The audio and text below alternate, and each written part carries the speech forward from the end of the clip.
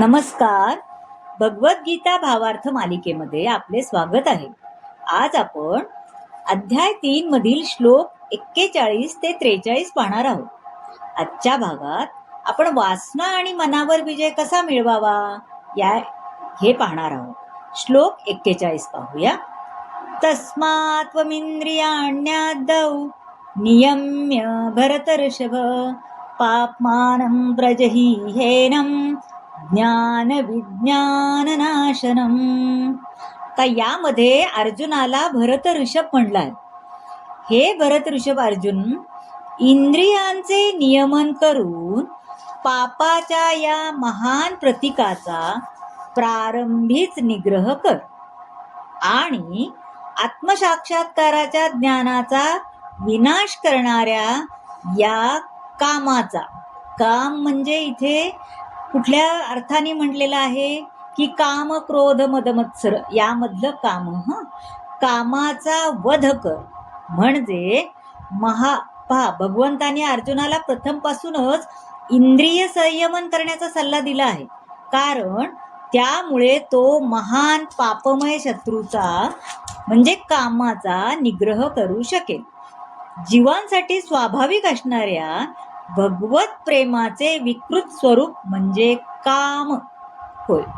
परंतु जर मनुष्याला अगदी सुरुवातीपासूनच कृष्ण भावनेमध्ये प्रशिक्षित केले तर त्याची भौतिक कामाची जी मनुष्याची पुन्हा पूर्वस्थितीवर येणं अत्यंत कठीण असते. एकदा मनुष्य, आपण म्हणतो जसं की वाईट मार्गाला गेला की पुन्हा त्याला सरळ चांगला होण्यासाठी काही काळ लागतो ना, तसं ते कठीणच होतं असं सांगितलेले आहे ना.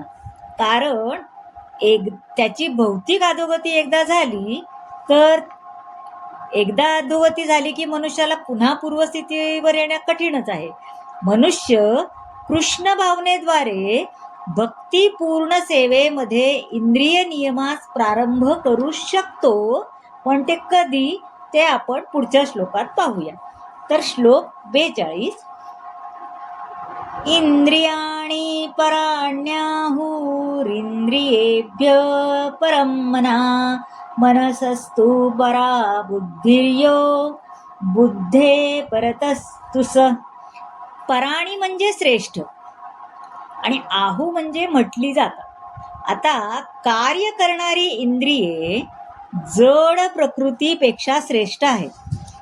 मन इंद्रियांपेक्षा श्रेष्ठ आहे की नाही.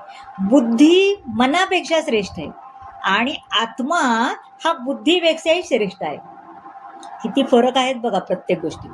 आता पहा, कृष्ण भावनेमध्ये आत्मा भगवंताशी प्रत्यक्ष संबंध प्रस्थापित करतो. शारीरिक क्रियांचा अंत शेवटी परमात्म्यामध्ये होतो. शारीरिक क्रिया म्हणजे इंद्रियांची कार्य आहे, है ना. शारीरिक क्रिया म्हणजे इंद्रियांचीच कार्य आहेत आपली, आणि इंद्रियांना थांबवणे म्हणजे सर्व शारीरिक क्रियांना थांबवणे असंच होतं. परंतु मन आपलं हे सक्रिय असतं ना, म्हणजे आपण जरी झोपलो म्हणजे शरीर निश्चल झालं, विश्रांती घेत असलं, मन ज्याप्रमाणे स्वप्नामध्ये कार्य करत असतं ना त्याचप्रमाणे क्रियाशील असतं. पण मनापेक्षा बुद्धी श्रेष्ठ आहे आणि बुद्धीपेक्षा आत्मा श्रेष्ठ. म्हणून जर आत्म्यालाच भगवंतानी नियुक्त केले तर बुद्धी, मन आणि इंद्रिये, आत्मा ही आपोआपच शांत राहतील की नाही. आपण कृष्ण भावनेमध्ये गेलं तर त्यांनी मनालाच भगवंतानी, जर आत्म्यालाच भगवंतामध्ये नियुक्त केलं तर सगळंच शांत राहील, आहे की नाही. भगवंताच्या सेवेमध्ये मनाला रममाण केले तर इंद्रियांना इतर ठिकाणी रत होण्याची म्हणजे अडकण्याची संधीच मिळणार नाही, हो की नाही. आता श्लोक 43 पाहूया.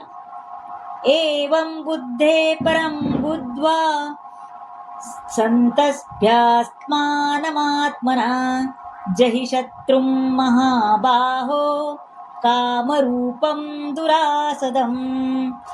आता यामध्ये संस्तभ्य म्हणजे स्थिर करून, हे महाभाव अर्जुन, आपण स्वतः भौतिक इंद्रिये, मन आणि बुद्धी यांच्यापेक्षा श्रेष्ठ आहोत असे जाणून मनुष्याने विचारपूर्वक आध्यात्मिक बुद्धीद्वारे मनाला स्थिर केले पाहिजे. आपण म्हणतो की नाही की देवाची जरा करत जा, 2 माळा जपत जा, असं म्हणतो की नाही, तसं विचारपूर्वक जर आपण आध्यात्मिक बुद्धीद्वारे मनाला स्थिर केले आणि याप्रमाणे आध्यात्मिक शक्तीद्वारे या कामरूपी अतृप्त शत्रूवर विजय प्राप्त केला पाहिजे. विचारपूर्वक आपण स्थिर केलं पाहिजे मनाला, हो की नाही. आता भगवद्गीतेचा हा 3रा अध्याय आहे की नाही, निश्चितपणे कृष्ण भावनेकडे निर्देश देताना सांगतो आपल्याला की निर्विशेष शून्यवाद हेच अंतिम ध्येय न मानता स्वतःला भगवंताचा सेवक रूपी जाणले पाहिजे.